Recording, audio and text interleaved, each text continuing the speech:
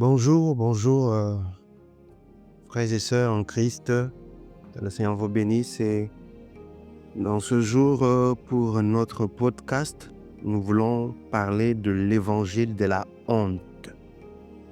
Nous l'intitulons ainsi l'évangile de la honte. Alors, j'aimerais nous proposer cette brève réflexion autour de cette idée, l'évangile de la honte. Tranquille, ce n'est pas une nouvelle hérésie ou doctrine. Donc, priez à nous suivre jusqu'à la fin et vous comprendrez de quoi il s'agit. Donc, nous allons lire dans le livre de Romains, le chapitre 1, le verset 16, qui dit ceci, Romains, chapitre 1, le verset 16. « Car je n'ai point honte de l'évangile, c'est une puissance de Dieu pour le salut de quiconque croit, du juif premièrement, puis du grec. » Alors ce verset est connu de plusieurs d'entre nous déjà.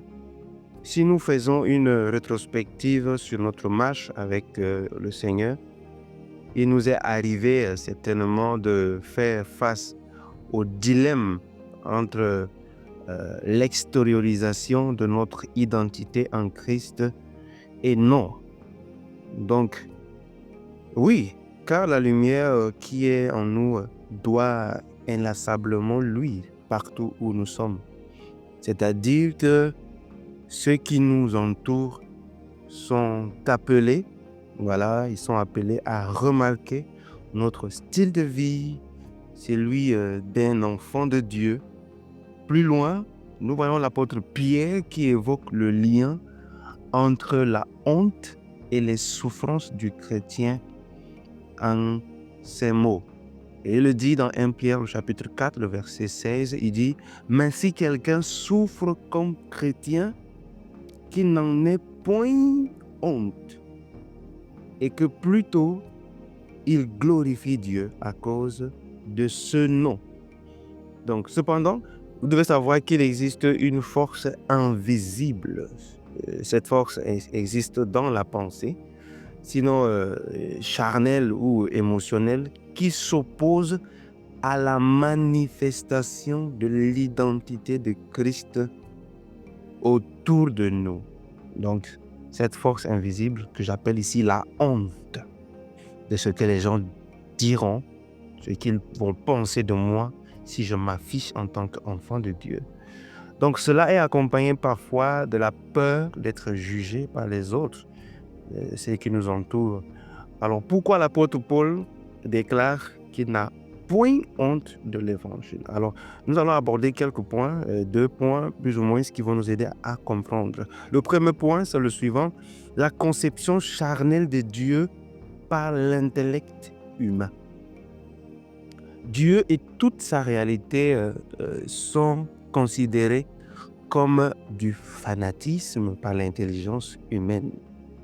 Et donc, la raison pour laquelle croire en une divinité qu'on ne peut pas voir ni toucher nous rend insensés dans notre époque actuelle. Et donc, c'est ainsi que le renouvellement des pensées devient nécessaire. C'est ce que la Bible dit dans Romains 12, que nous devons renouveler nos pensées, notre façon de voir les choses. Cela est nécessaire. Et généralement, on nous qualifie de fanatiques, sans nul doute.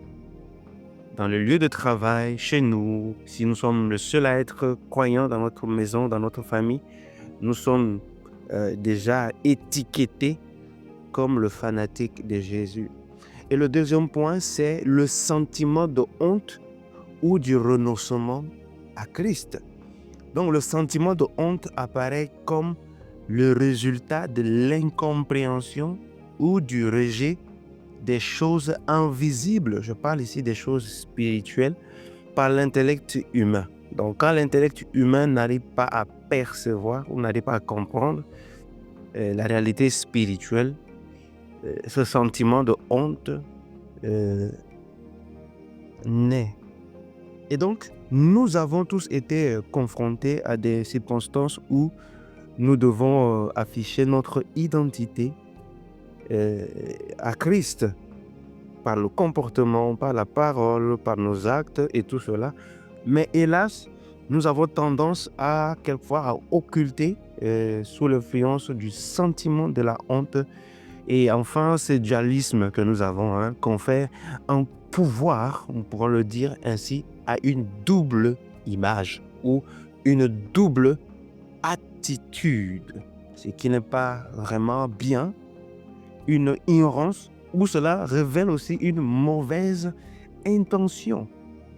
Donc, il faut savoir ici qu'il est important de noter que Jésus qualifie cela d'un signe de déloyauté à lui, car il dit dans le livre de Luc chapitre 8, le 9 pardon, et le verset 26, il dit « Car quiconque aura honte de moi et de mes paroles, le Fils de l'homme aura honte de lui quand il viendra dans sa gloire et dans celle du Père et des saints anges. » Donc Jésus applique ici un principe de réciprocité de la honte si nous arrivons à tomber dans ces cas de figure. Donc si dans notre intimité, nous savons que nous sommes enfants de Dieu et que notre entourage, c'est-à-dire l'entourage social, professionnel, familial, n'est pas conscient, certainement la lumière qui est en nous est éteinte. Il est très difficile de le dire, mais c'est clair que cette lumière en nous peut être éteinte. Et Christ lui-même, il prétend avoir honte de nous.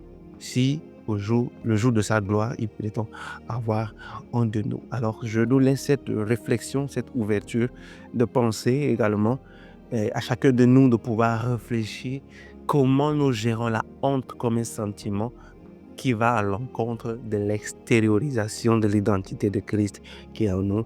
Que le Seigneur vous bénisse. Merci de nous suivre sur ce podcast de cette semaine. Merci beaucoup et que le Seigneur vous bénisse. Amen.